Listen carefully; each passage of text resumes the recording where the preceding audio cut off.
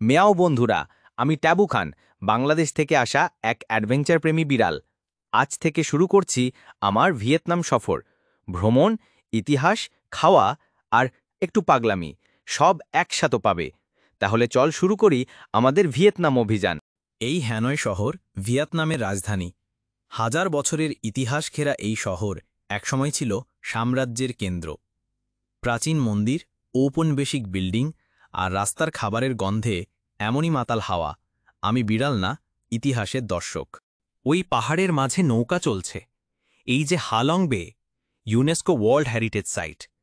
কথিত আছে ড্রাগনের দল এসে এই উপসাগরের দ্বীপপুঞ্জ তৈরি করে গিয়েছিল। ড্রাগনের রাজ্যে ঘুরতে ঘুরতে আমি নিজেই মনে করছি বিড়াল না, জলপথের বীর। হুয়ে শহরের এই ইম্পেরিয়াল সিটি নুয়েন রাজবংশের রাজধানী ছিল। ১৮০২ থেকে ১৯৪৫ পর্যন্ত এখানেই চলত রাজকীয় শাসন। দেয়ালের পেছনে লুকানো রাজাদের গল্প শুনতে শুনতে আমি তো প্রায় রাজ্য নিতে যাচ্ছিলাম। এই টানেলগুলো ভিয়েতনাম যুদ্ধের সময় বানানো হয়েছিল। কুচি টানেল, সম্পূর্ণ গোপন শহর মাটির নিচে। আমি একবার ঢুকেই বুঝে গেলাম বিড়াল হলেও জঙ্গলের গোপন এজেন্ট হতে পারি। এই শহরের আগের নাম ছিল সাইগন, এখন হো চি মিন সিটি। দেশের অর্থনৈতিক হাট, চকচকে বিল্ডিং, ব্যস্ত রাস্তা আর ইতিহাস ভরা জাদুঘর। আমি ক্যামেরা চালু রেখেছি ভাই, কারণ এখানে প্রতিটা কোণেই গল্প। দা নাং শহর, একদিকে সমুদ্র আরেকদিকে পাহাড়। ফ্রেঞ্চ ঔপনিবেশিক আমলে এখানে প্রথম ইউরোপিয়ানরা আসে ১৮৫৮ সালে। এই গোল্ডেন ব্রিজটা দেখেছ? বিশাল দুটো হাত যেন স্বর্গ থেকে উঠে এসেছে। আমি তো হেঁটে গেলাম স্বপ্নে। হোয়ান শহর, ইউনেস্কোর ওয়ার্ল্ড হেরিটেজ।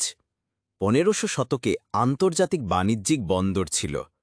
চীনা, জাপানি, ফ্রেঞ্চ সবার ছোঁয়া এখানে।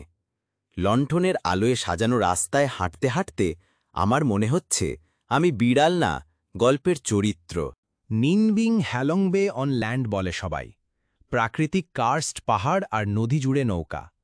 একসময় ভিয়েতনামের প্রাচীন রাজধানী ছিল এখানেই, ১০ম শতকে।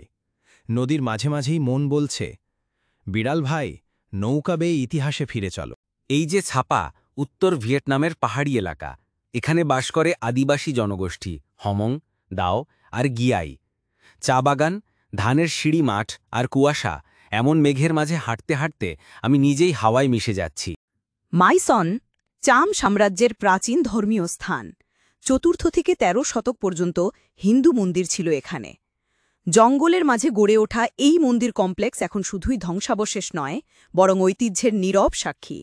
আমি বিড়াল হলেও এইখানে এসে মাথা নুইয়ে দিলাম ইতিহাসের সামনে। ভিয়েতনামের প্রতিটা জায়গা আমাকে চমকে দিয়েছে। পাহাড়, নদী, কাহিনী আর মানুষের হাসি। তোমরা সাথেই থেকো, কারণ আমার ক্যামেরা এখন থামবে না। ট্যাবু খান আবার দেখা দেবে, অন্য শহরে, অন্য গল্পে। ততদিন ভালো থেকো আর মনে রেখো,